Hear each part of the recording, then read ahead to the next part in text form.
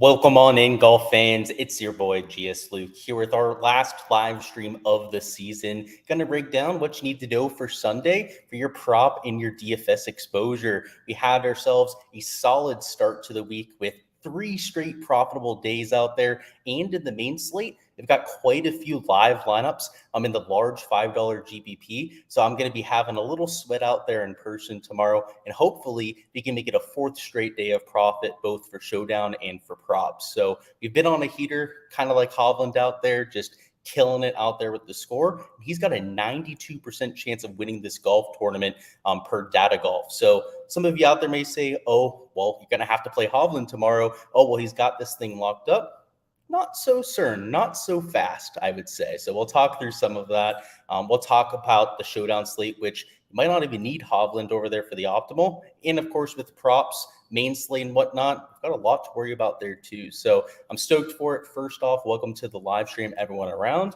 And sipping on water once again. It's one of those weekends. I'm just going to try and hydrate as much as humanly possible. And hopefully make it through the entire round out there tomorrow. It's going to be hot once again, but hey, us Florida boys know how to prepare. So let's hop on into this thing with a look at the golf course from today, which played significantly harder, right, than what we saw for the first 2 rounds. Those firm and fast conditions, right, that I kind of talked about on the Wednesday live stream are starting to really show their ugly head. They talked about it on some of the early coverage before I left for the course. I was able to listen to some of it, and they were talking about with the restoration and whatnot happening there on Wednesday. I believe it's happening there sometime on Wednesday with Andrew Green coming in, essentially restoring it to the old Donald Ross architecture. They can do whatever they want with the greens. I thought the announcer made a really good point where if they want to make them as rock hard as possible, if they want to kill the greens tomorrow, put no rain on, no water on them, right? It's going to be 95 to 100 degrees again. They can do that if they want to, right? Now, they'll probably still put some sort of water out there. They're not going to double press them, double roll them, and not give them any kind of moisture. But it's still probably going to be a little bit harder, a little bit firmer than what we saw for the first 3 days. And maybe an even harder scoring average, right, than we saw with this 0.4 under par. It's worth noting that there were 3 holes shortened today for Saturday's round. You also had really easy pin locations for both holes number 6 and holes number 18, among the easiest that you'll see the entire week. So with harder pin locations, they'll probably have it even firmer and faster out there. And then, of course, all the Sunday pressure that comes along with a tour event. I think this scoring average, it's at the very best, I think, going to be like this 0.4 under par average. I think it might even play slightly over par, depending on the winds out there. As of right now, the HRRR isn't calling for very much when it comes from the wind. The weather perspective, you can see the sustained winds, especially for the first, I believe they're teeing off. Let's double check on the tee times, actually. So they just posted them. They're going off at 10:56 a.m. Eastern time. So yeah, for the first 4 or 5 hours of play tomorrow, they're going to have perfect conditions. So you can see here the sustained winds are sub 4 miles an hour up until 3 p.m. Afterwards, they get a little bit more significant. That's also where some of the cloud cover starts to come in. I think that's why they're going off a little bit earlier here for Sunday's round compared to the first 3 days. Is there's only cloud cover right on the HRRR projection here, but I'm assuming the PGA Tour has a few models that must be calling for maybe a storm like we had today, and they want to make sure that there's no chance, right, that they're not going to get all the players in. So that's why they're not teeing off at 12:30 like you saw for Saturday's round. Has a lot to do with the weather situation towards the last few hours. If the last group is teeing off, I think it'll be 2 p.m., right? So 1:40 p.m. will be the last group, Hovland and Xander out there. If they're going off at 1:40, they'll finish by 5:40, maybe 6 p.m. at the very latest. That means they're going to get most of the play in before you can see the wind gust really start to kick up, and the sustained winds really start to kick up around that time too. So barring no delays tomorrow, it does look like the weather probably will cooperate a little bit, but it wasn't like the winds were any factor today, right? You had at most 5 to 10 miles an hour of winds out there. After the storm came through, there was 0 wind on the golf course. So if you want to do a comparison, right, from Saturday to Sunday, I think it'll be slightly better in terms of wins, but not all that much, right? These Sunday pins, the moving back a few tee boxes, all of those kind of factors, I think might overweigh what you get with the slightly better weather conditions. So this will be important, right? When we circle back, we get to the prop section at the end of the live stream. But for right now, it's worth noting, I don't know if you're going to see a bunch of 63 kind of rounds out there like we saw for the first 2 days. Your best round today was a 65 put up by a Straka and Fleetwood. Both players that we took today, right? Obviously, Corey Connors went off for us. We had a few guys like Shoffley, Clark, Cantlay, Fowler all played decently for us. But I think tomorrow, right, your best score is probably going to be that same, 5, maybe 6 under par kind of score. So that'll be important when we get over there to Showdown, which, speaking of, let's just hop into it. It's going to be, I think, an interesting and a potentially very profitable slate for us to attack down there. What's going on? Paul said, good call on Fleetwood, helped you out quite a bit. Love to hear it, dude. Solid over there with your lineups. How chalky will Hovland be tomorrow? Great question. I've got him at 50% plus ownership. That's kind of like an average across most of the large field GPPs. There's going to be a few of them, especially the smaller, maybe higher dollar kind of GPPs, where Hovland might be 70, 80% owned over there tomorrow. Data Golf does have them at a 92% chance of winning, but it's the perfect segue question. So I appreciate you out there, Tim. Let's just do the segue, shall we? So Hovland very well may win this golf tournament, right? He's up by 6 shots at this point. Last year, I do have to say, Rory did come back from 7 strokes behind Scotty Scheffler to win this very event last year. So to say that it's impossible, right, for, let's say, a Xander Schauffele to go from -14 and beat a Hovland at -20, I don't want to say it's likely, right? But it's ludicrous to say that that's impossible. So that's why they've only got him at like a 92% chance to win. But in most scenarios, right, that'd be crazy talk, right? To say that somebody of Hovland's stature would give away that many shots on a Sunday. So I do think that he'll probably win. I'll definitely contest that. I think the average over there in Data Golf is pretty spot on. I think he'll probably win this like 90% of the time. But even so, right, does that mean he's going to be optimal? I would say absolutely not, right? We have a lot of studs up here, right? More than a handful of them, right? From $8,000 plus that could very well get into the top 5 in terms of placement points just by having like a 3-4 under par round, right? We're not asking them to go out there and shoot 62, 63. And when you have I'd say maybe 10, at least 8 options to work with, right? That could get into that top 5, that top 10 with a decent performance tomorrow. You have to think when it's the world's best players, right? A handful of them are going to get that done, right? So I'm more so targeting the guys that can go out there, have a good round, and get those top 5 placement points, right? The 12, 13, I think it's 13 that you get for Victor Hovland first place. I don't know if I'm that worried about it, right? I know it's worth 2.5 birdies, but when you have a world-class field, a major championship type of field, right? Like what we have here, you want the guys that are making the birdie points, right? It's like I said, it's just a little bit under 2.5 birdies worth of points to make up for that right there. And I just, based on what I'm expecting tomorrow, right? Hovland probably tries to protect the lead, right? I think he's going to play conservatively. I do think that he's still going to try and score, right? He's not going to go out there and be like, okay, I can shoot over par and win this golf tournament. He's probably going to tell himself, right? I shoot 2, maybe 3 under par. I locked this golf tournament, right? I've got it in the bag.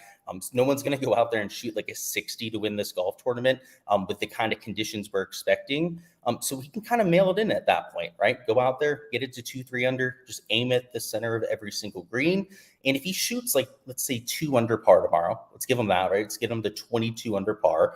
He probably wins, but if he only makes 3 birdies on the day, or maybe it's 4 birdies, right? A couple bogeys, shoots 2 under par, that's not going to be an optimal build, right? You're going to have somebody up here, and it's not a guarantee. I just think I think it's very likely, though, that somebody like a Scheffler, a Rory, a Rahm, a Xander, there's a million different options you could take up here, just makes 5, 6 birdies, or maybe even 7, 8 birdies, right? Like you see for a true ceiling round. If that happens, right, they're the guy that you're going to have. So that's what I like to point out with these Sunday Showdown slates. And when somebody has a massive lead, like what you have here with Hovland, I think they're an even easier fade to make, right? Because they don't have to be aggressive, because they know they can kind of mail it in, just aim at the center of every green and win. a lot of them do that, right? You've seen that from Taylor Gooch, right, at the Live Golf Australia event. You guys, maybe you weren't watching it, but he had I believe like a 10-shot lead heading into Sunday on just a 3-round golf tournament, and he completely fell apart, right? There are just countless examples of these guys getting way ahead. Russell Henley at the Sony Open a few years ago. And it's not like we're asking Victor Hovland to fall apart here, right? I would very much like him to win from my main slate lineups. I took a lot of them for the main slate DFS, but at the same time, right, as much as I'd like that, I think he's probably going to do it shooting like 1-2 under par. He doesn't have an incentive, right, to shoot that 4 or 5 under par that round that we're looking for. So great question. He's going to be like 50, maybe 60% owned in those GPPs. And to me, it's an easy fade, especially if you're just looking for the game theory, right? We took down 6K today. There you go, riding your Patreon.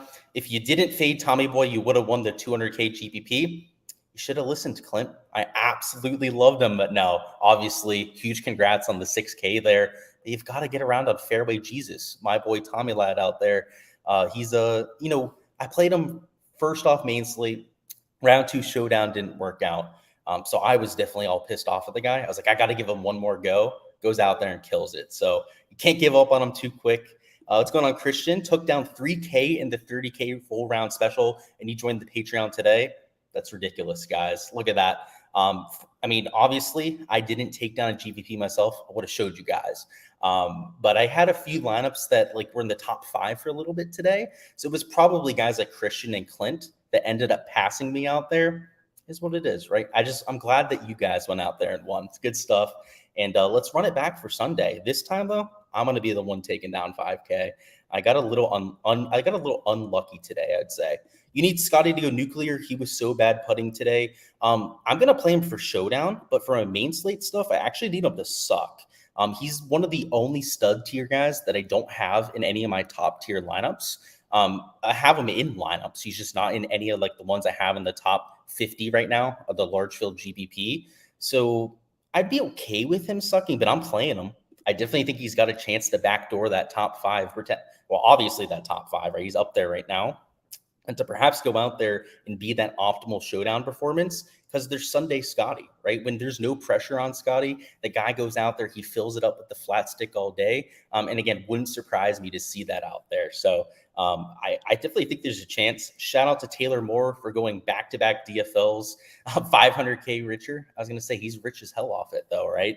Tomorrow he's probably not going to try very much.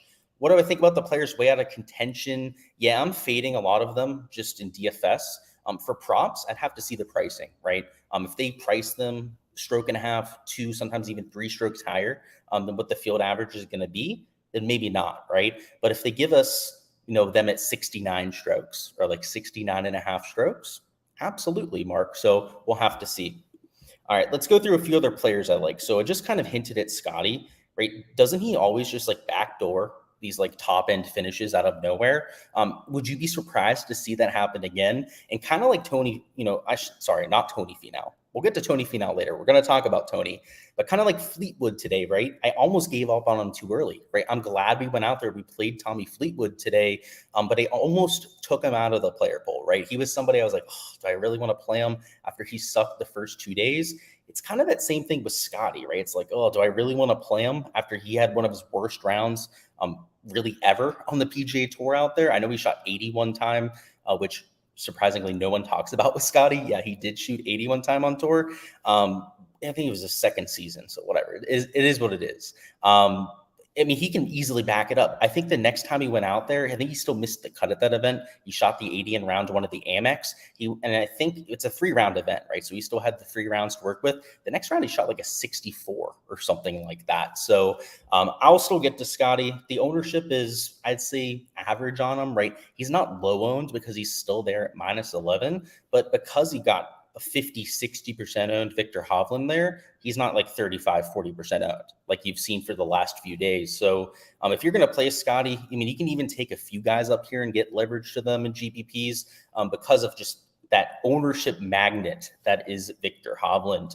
John Rahm, you could take too. I think he's a very similar play to a Scotty Scheffler, just a little bit more affordable, right? So he's getting more ownership because of that, but also somebody that you could take. Xander Schauffele just continues to print money at Eastlake. If you bet his props, if you play him in DFS for any given round, pretty much pays you off like 95% of the time. So $9,500, he's somebody that I'll have in a ton of my lineups tomorrow.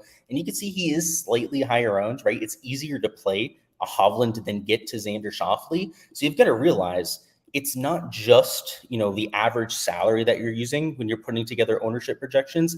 It's knowing that a ton of lineups are going to start with Hovland, right? Who's $10,600, which means you can't take like Hovland and, Scotty together very easily, right? So a lot of people that are starting with Hovland are going to try and take one of these 9K guys as their second man in, maybe even one of these lower 9Ks or upper 8K guys, right? Like a Colin Morikawa or a Patrick Cantlay even.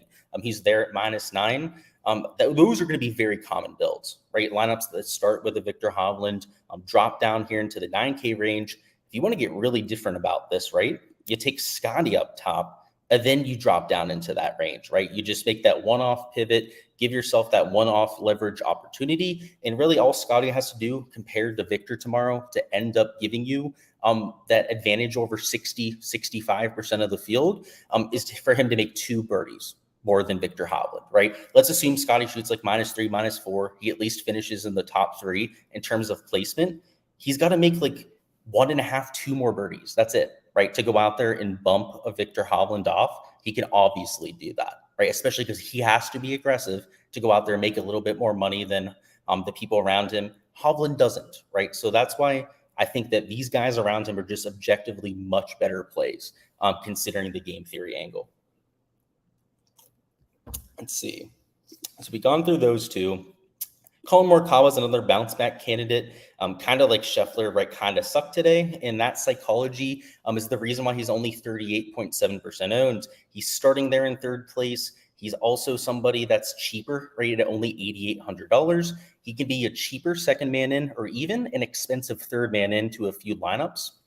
So I like that. And if he came in with any kind of form, like if he shot under par today, right, he'd be 50% owned like Hovland, right? Because he's up there in that top 3. He's playing well, right? People love that when they're playing a Sunday Showdown player, and he's starting with those placement points. Instead, you still get the placement, right? I mean, he's still playing well. He's still in 3rd place, right? After 3 rounds of a golf tournament, and the ownership's lower, right? So I actually like the play even more now that he kind of struggled today. Down towards the bottom is where I'm getting my pivots. So up top, right, I mean, your pivot is Scotty Scheffler, right? 24% owned. Pretty much everyone up there is going to get ownership. Down towards the bottom of the board, we start trying to get a little bit more creative. And a player that I'm doing that with is Russell Henley.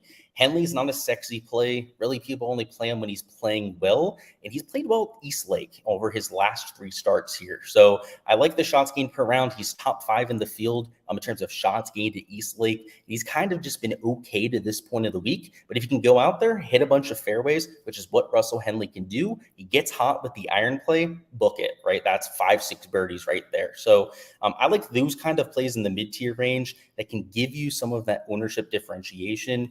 And from a median projection standpoint, are still good plays, right? Like somebody like Russell Henley that gains so many strokes per round at Eastlake is going to be an attractive option.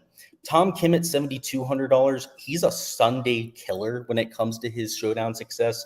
He's one of the best Sunday scorers in all the PGA Tour. Just from recent memory over the last month or so, he's broken 2 of the last 4 Sunday Showdown slates. So I'm getting to him, right? -3, fair enough price tag. Same kind of thing, right? He's known for hitting fairways. So if he can get hot with the irons, right, hit some darts, it's 5-6 birdies right there. So I like that kind of outcome there. And the last player we're getting to, I told you we'd talk about Tony Finau here.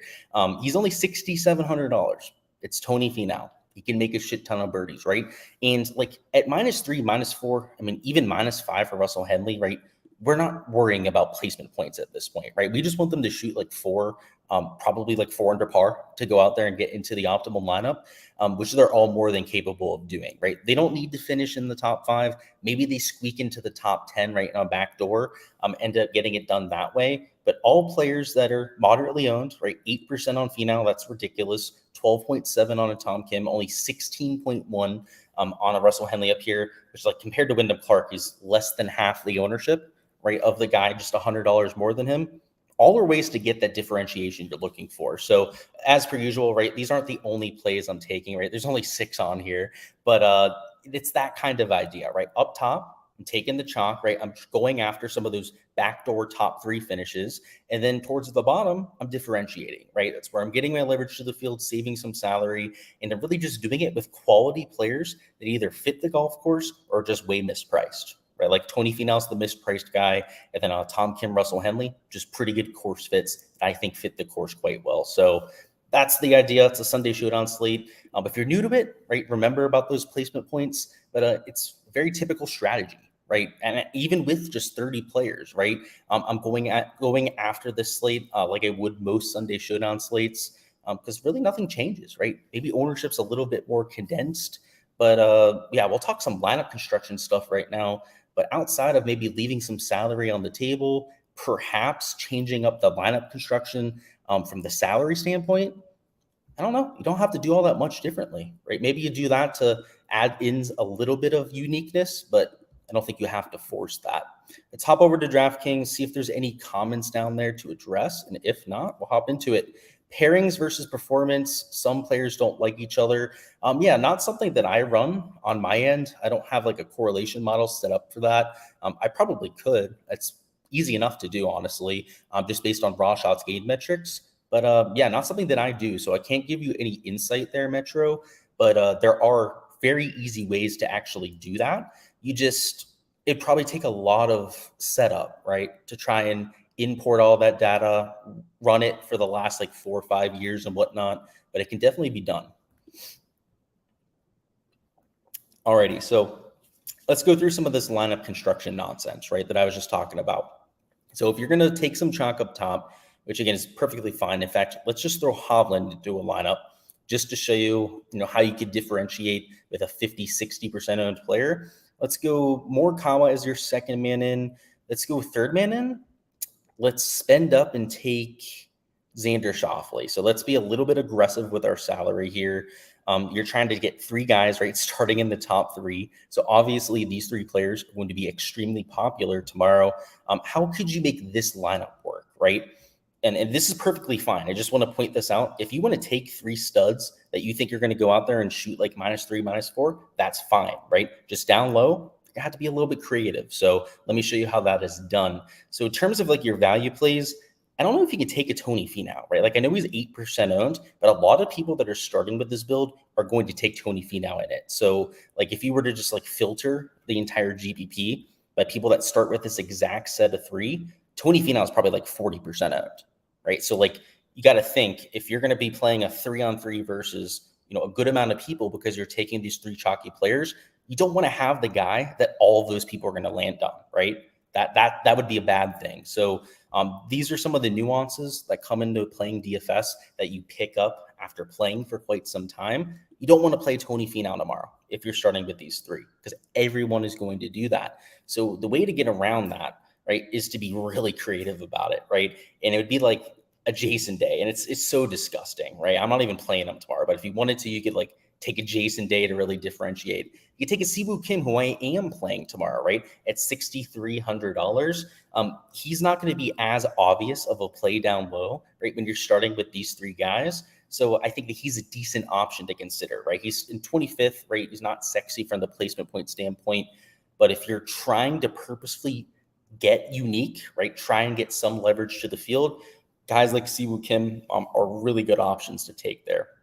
In terms of another cheap option, you probably want another pivot, right? So you get through like Tom Kim in there, right? He's low enough owned. And then at $7,600, because this would be for a large field GPP, right? So we're building a lineup for, the big $20, that sort of thing for tonight. If you're going to do that, maybe you do leave a little salary on the table, right? So maybe rather than taking a Fleetwood, you go down to start with like a Burns, maybe even like a Fowler or an Adam Schenk down there, and round out your lineup that way. That way you have 3 quote unquote pivots. You have a little bit of differentiation from the actual lineup and the salary that you're using. And you shouldn't be duplicated, right? If you do that kind of lineup, and you're going to have enough leverage to the field to actually move up the leaderboards if your value plays end up hitting. So that's how I would approach the slate. Give yourself a little bit of a script to work off of to go out there and get your lineups built, and have yourself a Sunday. Should be a lot of fun out there. Let's hop over into props now and see what we're working with. I have no idea if we've got boards up. So let's see. Doesn't look like we've got one on Prize Picks. Maybe we've got one on Underdog. Not yet. So, all right, I do have a dinner to get to. So we'll go ahead and just go over some of the information for now. But yeah, we'll probably end this stream here in the next like 5-10 minutes. So if you do have any questions, fire on them right now. It's the perfect time for them. But let me give you my general thoughts here for props. And then hopefully if we can, delay here for a few minutes, maybe we get a board, right? And we can go over a slip or two before we hop on out of here. If you're going to leave now, right, you're DFS only person, I appreciate all of you guys. Smash that like button on the way out of here, and get ready for football this fall, which I will be doing content for. And of course, the season starts up in 2 weeks, right? So it's not like we're taking a break for very long. We'll have the Ryder Cup events, a lot of fall events to play, maybe not elevated fields, but still DFS slates to attack, and a lot of fun to be had. So best of luck out there. If you're one of those DFS people, have yourself a Sunday, go out there, take down a showdown contest or two, and bink it for the clutch up for this main slate too, right? I've got some lineups in contention. I'm sure others out there probably do too, right? Because I just post my player bowl out there. So let's get it, right? Let's have ourselves a Sunday. Let's see. Absolutely, Clint. Let's like I said, the 6K today. I think you won 6K, right? You said. Let's take home another 10K. How about that? Let's add to it. You matched up the wrong pairs on today's props. Yeah, I ended up making about $1,000 today. So that's unfortunate, MAGA. You should probably just direct tail me. That's usually my best advice. If people are going to start like talking about pairings and stuff, there's a method to my madness, right? When I'm posting props, doing pairings and whatnot, whether it's correlation, just spreading out exposure, it's a method to the madness. Might want to consider that, but let's see what we've got. So scoring average of 0.4 under par. I think for Sunday, it's going to play slightly harder than that, I'd have to imagine, right? Even with the lower winds, mostly because of course setup, mostly because I do think it's going to play firmer tomorrow than what we even saw today. So I think I like bogey props. I think I like the idea of potentially some overs for birdie still. I think that they might lower the board in terms of pricing, which might help us out on that end. But for bogeys, I can't imagine they're going to post the board very high. So I don't want to tip my hand here too much. I know the lines makers watch my live stream for like all the prop sites. So I don't want to tell them like the kind of numbers I'm looking for. I'd love to tell you guys, right? I just know that they're going to be watching as well. I'm thinking that it's going to play a little bit harder though. Right, that's what I'll say. So you probably kind of figure what I'm thinking. Maybe birdies, right? If you're going to try and find positive stances, is the best way to go about it. I would avoid strokes. I would say I do think you're going to see some blowups out there, whether it be pressure with all that money on the line, whether it be the pin locations, right, which should be a lot more devilish for Sunday's round. We'll have to see. I think it could be a good one in terms of props. It's been solid the first 3 days. It was solid today. And frankly, I want to make it 4 days in a row. That'd be nice. We have pin locations, so I can go out there and try and give you guys some advice there. Mega says, haha, I know. I guess. I don't know. I feel like there's no reason for your comment. Like if you had rough luck with your pairings, like just eat it. It's all right, man. It happens. That happens to me a lot too. Shit. So like I know I talk about like, oh, like you want to do my pairings. I do a good job with the pairings, but they're not always perfect on my end too. So I know your pain. It kind of sucks, especially like if you have a 65% hit rate, which is an excellent hit rate, right? If you have a 65% hit rate on props long-term, that's great, but it is susceptible to pairings at that point, right? So I've definitely been at that. I've definitely felt that pain before, but in terms of these pin locations, let me bring up Shot Tracker. Let's actually go through some of the slopes and whatnot and see what we're working with. Because at this kind of golf course, that's huge, right? They could be in bowls, they could be in little inverted bowls, right, where it's like kind of like an upside down bowl out there. All of that really matters. So let me bring up the shot tracker, and maybe if we delay here, we'll be able to see it. My dinner reservation isn't for an hour. I thought it was at 9:45. I just realized I got a notification in the top right. It's at 10:15. So we can probably take our time a little bit more here. So hole number 1 is in the back right. It is 4 paces from the right. And it's not like the whole way in the back right up here. It's more like, you see this like number 4 right here? It's like 3 paces below it. So it's like just over the slope here. So I run the wrong hole. That doesn't help. Completely ignore that. But it is going to be in the back right. Didn't realize we were on hole 18 there, guys. So it's going to be about where my cursor is here. You guys can potentially see me moving it around right here. It's a little bit of an inverted bowl, right? You can see there's a slope just in front and to the left of it that might take balls away, especially if you're spinning it back. To the right side, you can see it's tucked only 4 paces off the right there. And there's no kind of slope behind it, right, where you can spin balls back easy off of it. Might play, I would say it's going to play harder than today, right? It's a longer hole than what it played for round 3. And I think you're going to see a lot more bogeys too, right? When they put these pins in the back, it makes the, misses left to right a little bit easier to come by. It also brings these bunkers into play too. So I think hole number 1 probably plays a little bit harder than what you saw for today. Let's see, hole number 2 is a back left pin. So that one's 4 paces off the left. It's going to play even longer than what it played today. They might move the tee box up. That is an option. It's something that they do at this golf tournament from time to time. But assuming that they're tipping it out, right? I mean, that's all we can do at this point. We have no insider information, right, on what they're going to do out there. It's going to play even harder than today, where it played even significantly harder than round 2. So that one's going to be a toughie. Let's see hole number 3. Hole number 3 is a front right. So this one's likely easier than what you saw today. So this one's going to be kind of in this little outcropping at the bottom there. It's a front pin, so you definitely need to be hitting from the fairway, which at hole number 3 is a pretty easy fairway to hit, right? A lot of people are going to lay up off the tee. You can see Victor went out there, didn't lay up, right? It did hit the driver down the hill at hole number 3. But if you can hit that driving iron in the short stuff, I like their chances, right? This front pin seems accessible, right? They're going to be hitting, I would say, probably a degreed wedge in for most players.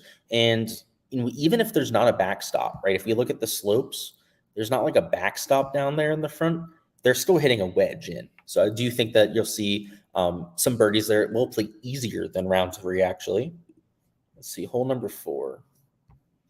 So hole number 4 is in the front left. It's 7 paces off, so it's not like super close to the left edge. It's more so in like this vicinity, right, where I have my marker right there. This will play harder than round 3. It's tucked over the bunker. It's a 470-yard hole, so you're hitting a long iron in at the very least, something like a 7-iron up the hill here. So yeah, this one's going to be a toughie. So we've got 3 holes that are harder so far, 1 hole that seems to be a little bit easier. Hole 5 is down the hill, so this one's going to be a back left pin. This one's going to play harder than today just based on pure distance, also likely because of this little ledge. You guys can see towards the middle of this green, there's this little tier, this little increase in elevation that you have from this bottom tier to this upper tier. So if you end up missing on the bottom tier here, first off, you're not making birdie, but second off, you could bring a 3-putt into play too, especially if they make these greens as fiery as they could tomorrow. Hole number 6 is the par 5. I am very interested to see where they have this one. It's in the back right. Okay. You can see the whole location today was in the front left, was a lot easier, right, than what you were going to see for the first few days there. Back right tomorrow, right? First off, it's going to play longer. Second off, it's going to bring these left to right misses even more into play. And you're going to see quite a few less birdies there at hole number 6. Hole 7 is a front left pin. So this one's probably easier, right? It's a longer hole. The issue is with this front left pin is you got to hit it over this bunker, right? So hole number 7, right? You're hitting a long iron in because it's nearly 500 yards and you have a bunker to try and land it over. So I actually think the hole 7, though it's going to play shorter, is harder than what you saw today because it's one of the longer holes.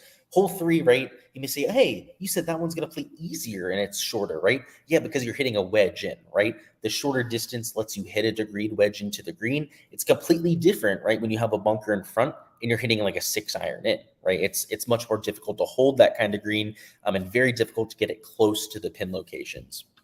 Hole number 8 is 4 paces off the left. It's not really tucked the whole way back there. It's kind of like right here. This one, I'd say, is like a neutral pin. I mean, you do have that water on the left side, right? That could cause you some problems. I don't think many people are going to hit it in there on hole number 8, but definitely not as easy as today, right? Over there on the front right. First off, shorter, and second off, you had that bull action behind it. Hole number 9 is a par 3. This hole is going to play to a front pin. So this one's going to play a little easier. You can see that there is a little backstop there. The issue is, and I want to really point this out here, they had the same front pin going. I believe it was round number 2, that they had the front pin. And I thought it was going to play a lot easier. In fact, they even moved the tee box up for that round. And I really thought it was going to play easier. It still played very difficult. When you miss in these left-right bunkers, it's not impossible to get up and down, but it is difficult. And then everyone that hit the ball above the slope here, and this was on round 2, right? They're going to be way firmer and faster tomorrow. 3-putted. Like, I think 1 or 2 people hit it like far, like 8-9 feet past the hole and made the comebacker. But I mean, if it's going to play to its full length, like they don't move up the tee box like they did for round 2, and they play this front pin like they're doing, you're going to see people in the firm and fast greens hit it over that slope and 3-putt all day. I'm just telling you that right now. So hole number 9, I know it's shorter, but it's a 200+ yard par 3. It's a lot different, right, than if it was like 400 yards in a front pin. That's for sure. Let's see, we're halfway through here. Let me take a break from going through these pins. 15 looks brutal. Let's see. Front pin on the par 3. Yeah, if they play it to the tipped out distance, that one would be really hard too. It's going to be fun, huh? Do you think they're going to be struggling like they did today? I think even more so, Tyler. I do think that. What do I think with the par 3 strokes? I didn't know we had a board yet. And a lot of that depends on tee boxes. Do you have a board up? No board yet. So you're just saying in general, probably lean overs. I would want to see the tee boxes. I'd want to know the distances of all 4 holes before playing them, but probably overs. We'll have to see if they're at 12. Yeah. Let's see. Let's go through the back 9 now. So next up, we've got hole 10. Right, hole 10 is kind of tucked towards the back. It's 4 paces off the left. You've got the slope in front of it, right? That might make things a little bit trickier. I'd say it's a pretty neutral pin, though. I don't know if that one's that hard. Hole 11's a par 3. This one's a front right pin location. I would say it's very similar to today, right? I mean, it's going to play longer. They moved the tee box up today on hole number 11, which will not be the case tomorrow. So it'll play longer just because of that. And then it's at a similar spot. So it'll probably play maybe slightly harder. Hole number 12. Let's bring that one up now. It's a back right pin. Oh, this one's going to be hard as hell. You don't even have to spend that much time on it, right? It's an extra 50 yards and it's tucked the whole way the hell in the back there. Hole 13. Let's see what we're working with. Hole 13. Good old lucky 13, huh? Terrible. Let's go here on the front left pin. It's a shorter pin location. So this one might play a little easier, right? Kind of like hole 3. 13 is a shorter par 4, right? So the fact that it is a front pin isn't that much of a problem. So yeah, hole 13, probably maybe one good birdie look that you have out there. 14 is a longer par 4. It's in the back right. They used a front tee box today. They might use the back tee box tomorrow. And it still played 509 yards, right? So with this back right pin, you're adding 40, 50 yards there. It could play like 550 yards, which would be a lot of fun to watch. Hole 15 is that front left pin on the par 3 I was talking about. The issue I have here, right, is the tee box. Sometimes they move it over here to this side, which would make that shot a lot easier to that pin location. But I believe they did that for a round already, right? They used this front left pin location, and then they used this tee box, I believe, on round number 2. So you have to think if they're using a similar pin, right, the similar spot of the green, they're going to like move it the tee box, right, that they're going to play it from over here. If they do that, you're going to see people hit hooks into the water all day. And of course, that's going to add to the scoring average too. Hole 16 is a back left pin. So 16 plays uphill, so it's already kind of longer than the scorecard yardage, but you're also going to add some actual distance to it. So it's probably going to play closer to like 470 yards. So rather than being a birdie look like you saw players take advantage of today, you're probably going to see some bogeys there. Yeah, overall, guys, if you can't tell, the course is going to be harder, especially if they make it firm and fast. Front right pin over here for 17. If you miss the fairway on 17, today the scoring average was like 4.4 to the left. I saw on the broadcast. On the right side, it was like 4.56, and then in the fairway at 17, the average was like 3.43. Right, so a lot of people were making birdies. The pin location is over here on the right. There's like almost a little bull effect to the left side of it. If you hit the fairway, easy birdie look. You could see some volatility towards the end of the golf tournament with that. But if you miss the fairway, you're going to have a hard time making a par out there, right? You're going to see a lot of bogeys for people that are missing the fairway at 17. So there still are birdie looks out there, right? The par fives, they're harder pins, but you could still make birdies at them, right? If you hit quality golf shots. And then the same thing with a few par fours, right? There's a lot of difficult ones. There's a lot of difficult par threes out there, but there's 3 or 4 of them that if you execute a good tee shot on, you could definitely still birdie. So it's going to play harder. Don't get me wrong, but it's not going to play impossible, right? Is what I'm trying to say. Hole 18 is that back right pin. Actually, sorry, I misspoke there. Sorry, it's a like middle left pin. I was thinking about the wrong hole there, which I don't know if I'd say it's an easy pin, but I don't know if I'd say it's a hard pin either. It's maybe slightly easier actually than what we saw for today, but I don't think it's that much easier. A lot of times for Sundays, they do use this back right pin. So they did use that one up today, which is kind of interesting. But this back left pin is not the one they're using for moving day most times. So I think it's a pretty neutral pin location, not one I'd consider as easy or as really difficult out there either. Let's see, did we do enough stalling to get a board yet? I'm really hoping so. Nothing over there on Prize Picks either. Is what it is, guys. All right. Well, I did enough stalling there. Let's go through any questions down there in chat. And then gonna get out of here and get to my reservation a little bit early. Let's see. What do we? Oh, yeah. We already got about the question with the par 3 strokes. Yeah, I'm hoping we get them at like 12, Christian. And I think we could probably take their overs. That's all I've got here for the last live stream of the season. Best of luck out there with all of your lineups, any bets, any slips that you guys are entering for Sunday. And let's get this cash. If you guys wanted to see all of my plays for Sunday, right, everything on the spreadsheet that was blacked out, all of my plays for props as I get them entered, check out the Patreon below. We'll be launching at the beginning of next month my new NFL tier. There's also going to be new pricing for golf starting for next season that is actually going to separate things into props and DFS. So you can kind of like pick and choose, right, what you guys want to get content for. So if you're somebody that like only plays props, right, you can take like only golf props or only NFL props, that sort of thing.